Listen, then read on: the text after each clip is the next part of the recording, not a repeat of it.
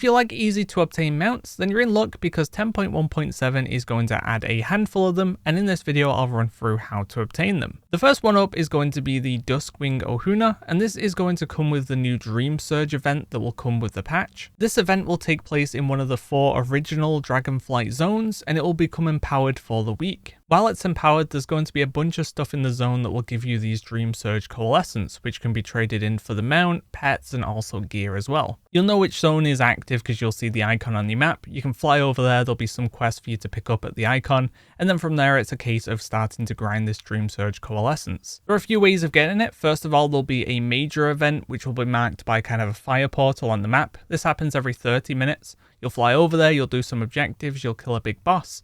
And from killing the boss, you'll get about 30 Dream Surge coalescence. You'll also get 3 charred elemental remains, which we need for a different mount. And you'll have a chance of getting a BOA piece of gear, which will be about 402 eye level and can be upgraded. The next method will be these minor events, which come from these portals called the Waking Dreams. What I was doing to find these was flying around with a macro that was /target Waking Dream. You'll find one, you'll land and click on it, and then waves of mobs will spawn. Eventually an elite will spawn, you'll kill the elite, you'll get 10 Dream Surge coalescence, you'll also get 1 charred elemental remain as well. There seemed to be a portal up every kind of 5-ish minutes, although it's just finding it because they are quite difficult to find as they aren't marked on the map currently. The next method is killing elite rares within the zone. These will now be empowered, and once you kill them you'll get 20 Dream Surge coalescence, although most of them you can only kill once per day for their loot. You can also do world quests within the empowered zone, and each world quest you complete will give 10 Dream Surge coalescence. Next up, there'll be a bunch of green orbs throughout the zone. These respawn within a couple of minutes, and there is a bunch of them across the zone, and they'll give a handful of Dream Surge coalescence.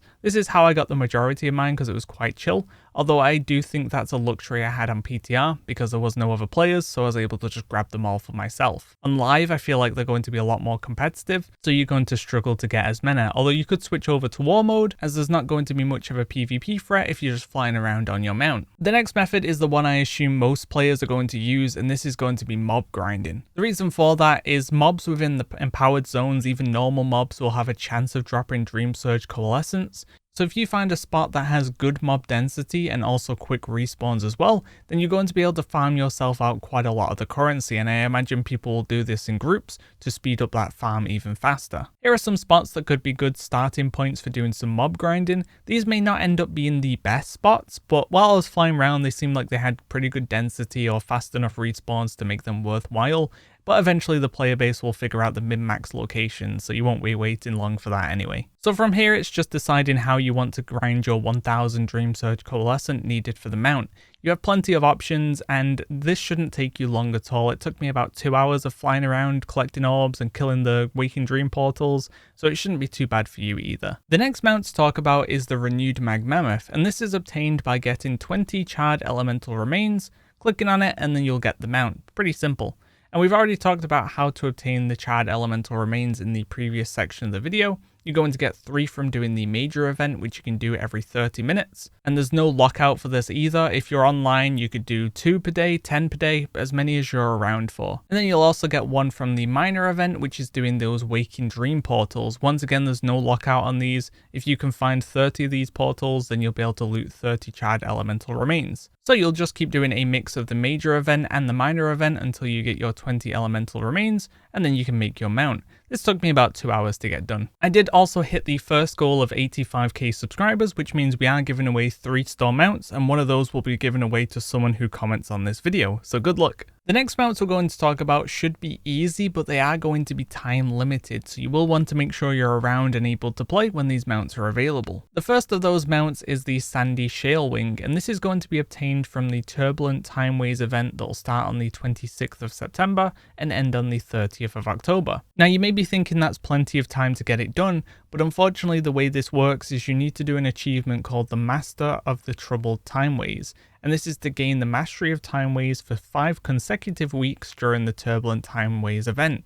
So if you figure out the dates, we only have 5 weeks to get it done, so you're going to have to do this every week. So you do need to be able to play every week during the 5 weeks this event is around to be able to get your hands on the mount. In terms of getting the Mastery of the Timeways buff, what you'll need to do first is get 4 stacks of a different buff called Knowledge of Timeways. Once you get 4 stacks of this will transform into the Mastery of Timeways buff that we need.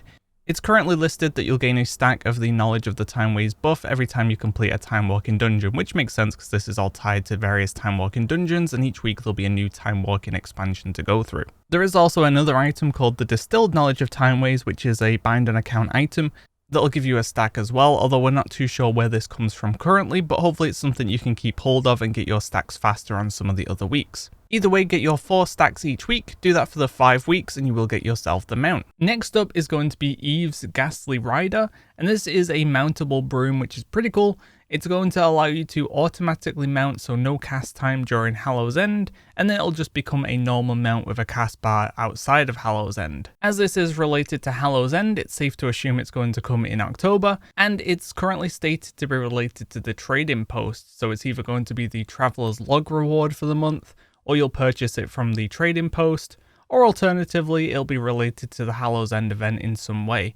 Either way though, as long as you're actively playing during the month of Hallow's End, it shouldn't be too difficult to get your hands on this mount. Next up will be the Azure Worldchiller, which will be tied to another time limited event, the 19th anniversary for World of Warcraft. And this event is going to run from the 16th of November up to the 7th of December. It's currently looking like the mount will come from Doomwalker, which is the world boss they've been bringing back for the anniversary events for the last few. And the last anniversary mount ended up being buffed to 100% drop chance from Doomwalker, so it's safe to assume that the Azure Worldchiller will be a similar story if it does drop from Doomwalker. It'll just be a case of going out there, killing Doomwalker, and getting your mount during the anniversary. The final 2 mounts to touch on will be the Coldflame Infernal and the Flarecore Infernal, and these are both tied currently to the trading post, so you can expect them to pop up as either a purchasable item on the trading post or as a Traveler's Log reward. So those are all of the easy mounts coming in 10.1.7 and pretty much all of the mounts coming in 10.1.7. There is another mount which is marked as a store mount, but that's pretty much it in terms of mounts that are going to be added. However, not too bad for a minor patch that's just meant to keep us going until roughly November, when we should start to see 10.2 release. So you can look forward to guides coming for that as well. Either way, hopefully this video was useful. Look out for more videos coming soon. Thanks for watching guys. See ya.